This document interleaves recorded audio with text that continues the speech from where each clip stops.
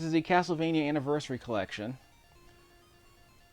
on the PC. Weird thing about this, we're doing a test run here because I have this hooked up to my laptop, so I want to see if this game is laptop friendly. Well, I guess it is. I'm trying to install this on my desktop, but unfortunately Steam's making me download some Steamworks update. Don't get me started on that nonsense. I don't know how to adjust I can't adjust any of the options here? Well, I guess I can do Kid Dracula to start things. Actually, I want to do something familiar. If I'm going to play something familiar on a laptop, I might as well do something everyone else knows. No Symphony of the Night here, huh? It might be unlockable, I forget. Genesis version, of course. Game Boy games I gotta play later. Tell you what, I play something I've played myself, but I haven't played on this channel yet. You could also watch the replay, sounds cool.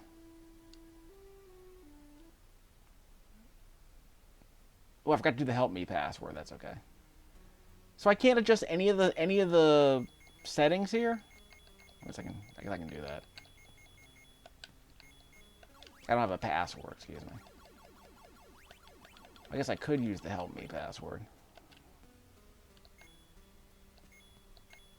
Just a second. Let's get rid of all that. I'm pretty sure help me was the password, right? Wrong button. I can't remap the buttons, can I? Make sure I get 10 lives.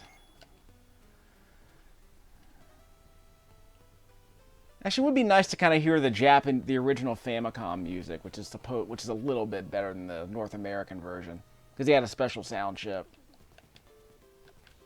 Okay, yeah, okay. So I'm gonna have to do this the NES way, which is whipping with the A button and jumping with the B button on the gamepad. And I never understood why these Castlevania games had, you know, made you power up the whip, because it was just a waste of candles. Because you had I think it was like the first 2 or 3 regular candles you broke. Instead of dropping single hearts, they would drop weapon power-ups. I never understood why that was a thing. But I got 10 lives, so now you know. So I guess we'll just kind of mess around with this area, just kind of see how the game runs. I'm really disappointed. Why isn't there a settings menu here? Let me see if I can figure what's going on. So far the game's cooperating. It's laptop friendly. And you can't jump onto the stairs, right? Nope. But if you hold the button down, you can hold the whip button down for auto fire, which is always kind of a weird thing in these Castlevania games. If you're on the stairs, you hold down the attack button, you get auto fire. So weird. But you can't climb the stairs by jumping like you can in Castlevania 4, so that's kind of annoying. So this game's pretty traditional as far as Castlevania mechanics go. At least till you get the extra characters. But Trevor controls a lot like Simon in the first Castlevania. I mean, he's not as... The control isn't as stiff, so I guess the input latency is a bit lower in this game than it is in Castlevania 1. This sounds like the American version of Castlevania.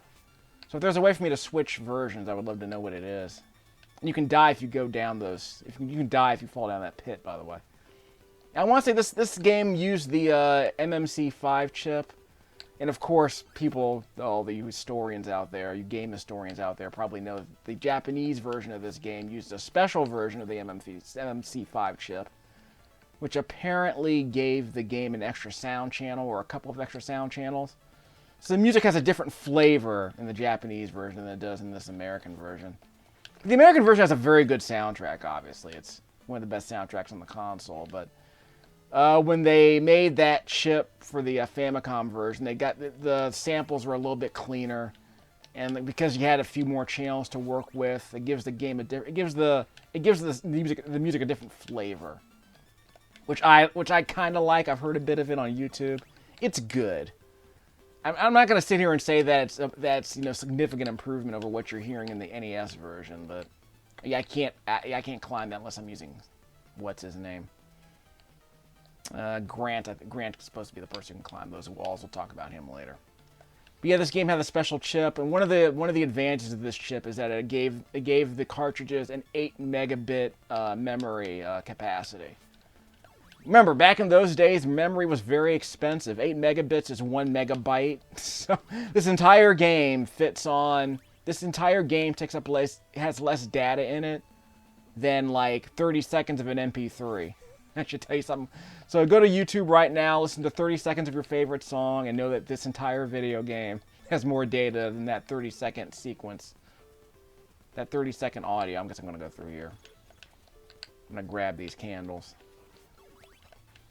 And there was one other bit. Yeah, I think that it allowed more colors on screen. I think it had like a larger, I don't know if it had a larger palette, but it allowed 16 colors to appear simultaneously on screen, which on the NES was a big deal, because I think before that, I think the limit might have been 8. Imagine a console can only display 8 colors at once. You can try and count them yourself if you want. But remember, the Famicom came out was hardware from 1983, and it wasn't even state of the art when it came out in 1983. So the idea of having a console that, you know, can only display 8 colors at once, it's not that surprising when you consider how old that hardware is. Remember, this is a game that was made released in 1990 on a console that was released in 1983. That's why you have these memory mappers, so the games could have more space. The cartridges could do more. Because the Famicom, the original Famicom, when it first came out, couldn't even do two-way scrolling. At least not smooth two-way scrolling. There we go. So, I mean, Mario, you can only scroll in one direction. And then, of course, when the MMC1 chip came out, you can scroll in multiple directions, or at least you can scroll, I think you can scroll left and right. I forget how they handle vertical scrolling. But the idea was that natively the NES couldn't do scrolling in 2 directions. It can only scroll one way, left to right, which blows my mind. I mean, if you've seen Legend of Zelda, you're only moving the screen one screen at a time. So think about that for a second. Yeah, I'm not allowed to come back here until I get a Grant or whatever his name is. Yeah, I think Grant's his name. Crap. God, I hate these guys. Always hated these guys. Yeah, you always have to time your whip so that you get them. Hopefully they don't respawn. I'm not going to run out of time, I hope. But yeah, so I think this chip had more colors. Oh, it also allowed for vertical scrolling, and I think it also natively added that little black bar you see on the top of the screen, so it doesn't interfere with the play field. Of course, the other advantage is that I guess the resolution was probably such that, you know, you could have less. I guess it gives you more speed, I guess, because we weren't rendering that much stuff on screen, right? Of course, I don't know if it works that way. Like, well, I mean, back in this era, displaying sprites on a single scan line was important. That's why you see flickering. Like, you see characters flicker in and out, because, like that, the NES wasn't made to, like, have multiple moving objects on the same line. It's a weird engineering thing. I'm not going to be able to go into a bunch of detail about it, but simply put, if there's an enemy flying above my head, that's easier for the NES to render than having an enemy like this that's on the same plane that I'm on, the same horizontal plane that I'm on. NES was weird like that because, like I said, if something was flying above me, we were fine. You were cool. Everything's copacetic. Yeah, that weapons disappear after a while. And unlike Symphony of the Night, you can't swap weapons by just... Like, if you don't like the weapon you're picking up in Symphony of the Night, it drops behind you, and you can keep the weapon you dropped, which I think is great. But you can't do that in these old Castlevania games, unfortunately. And sometimes these characters drop items and weapons. I'm gonna die here, so I'm also gonna lose all my hearts. But I think I remember the strategy for this. Just a second. Crap! I have to get over him. Okay. What? Crap! Too close to him. So I lost all my hearts. Yay. Old school. This is one of the hardest Castlevania games, if I'm not mistaken. I think, I want to say this game was actually harder than Castlevania 1, even though it has a password system, because the game's just flat out longer. Not just because it's longer, it's because, you know, you also have different characters. You have different companion characters you can mess around with. There had better be some kind of options menu for this game, because that would be absurd. Even if it's just like scaling options. I mean, tell me you don't have scaling options in this game? Wait, there you go. Quick save is on. Yeah, I pressed the left trigger on my gamepad here. Frame. I guess I kind of want it black. Yeah, so it's easier to record. Okay, controls. You can remap the controls. That's great. It's actually fantastic. Though it'd be nice if you can map the special weapons to one of these, but you can't. The game's not made for that kind of thing. Ooh, change player character. We can't do that yet, obviously. Okay, display settings. Go in original. Gotta have those scan lines, I guess. Here we're going original. So it's gonna be 60 frames a second, but we're still gonna crop it on the. Actually, we're not gonna crop it. But what we will do is we'll keep it 720p. We're just not gonna. We're not gonna scale it at all. Got a manual. This is not the original manual. It's just a guide.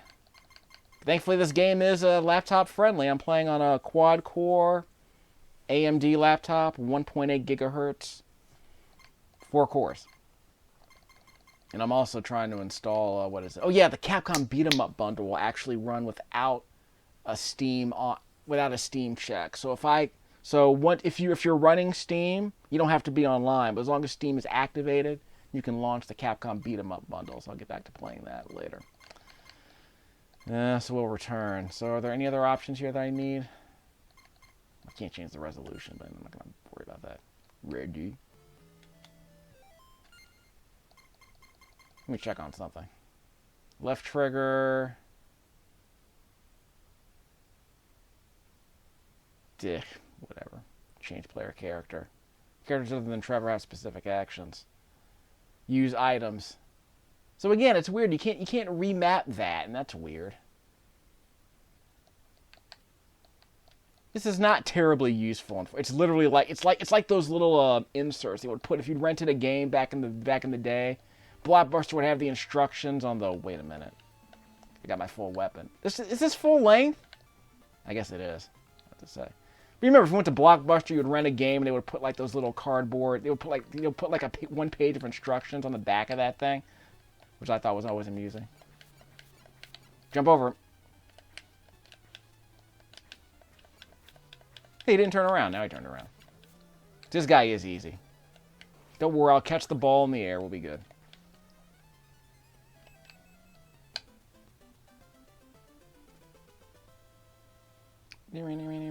Oh, by the way, there's going to be a fork in the road here, so we get to figure out where we want to go. I do want to pick up Grant. I think he's my favorite character because he runs fast, he jumps high, he can climb on walls. He's weak in the sense that he takes one extra pip of damage compared to Trevor, and he has a very weak weapon. It's half the strength of Simon's whip, and it's very limited range. Here's what we're gonna do. We're going to save the game here, and we're going to end this video. I just wanted to prove that this game actually runs on a laptop, so that's fantastic. Okay.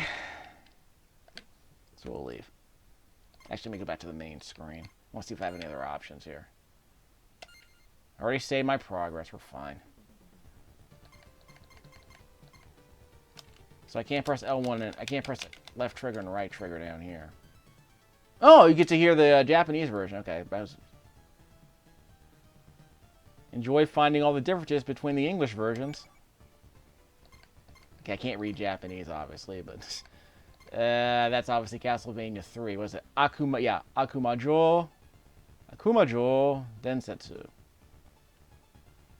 I can return to the English versions if I want.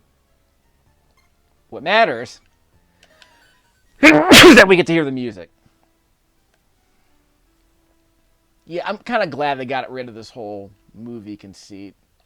Maybe it was an idea from the original Japanese game where they're like, yeah, there is no help me code here, is there? Find out in a second.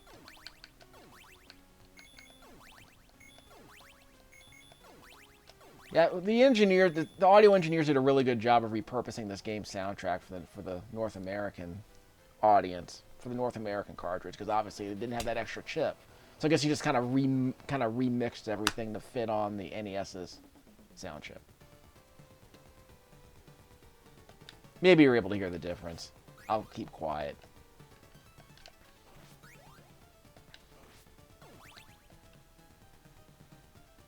Not even be able to hear it. It might be too low.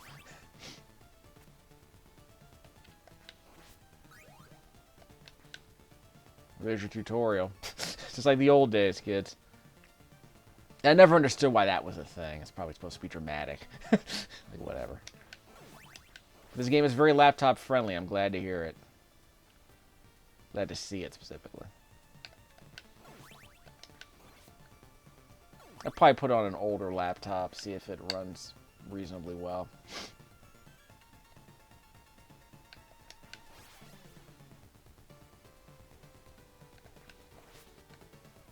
This is definitely a game that you have to play because the NES game is very expensive. So this is probably the best way to play it. Legally, of course. I mean, I'm pretty sure, I guess the emulators have finally caught up because some emulators weren't able to play this game because they had that special chip that it wasn't. That special chip wasn't that memory mapper on this cartridge hadn't been emulated properly for a while. I guess they finally got around to it.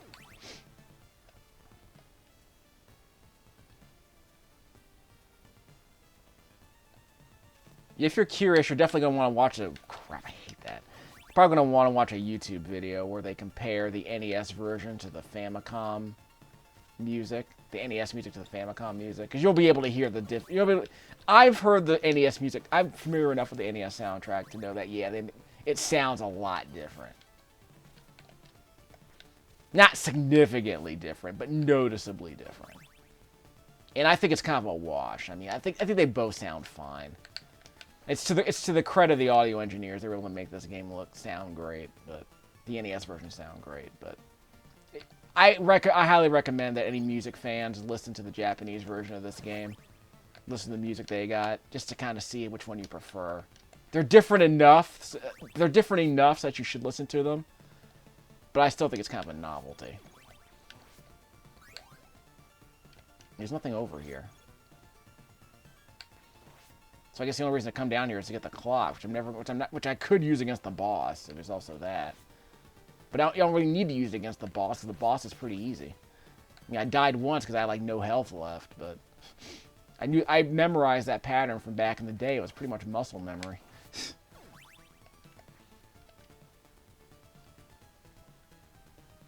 Okay, I think we've made our point. So we'll stop the video here.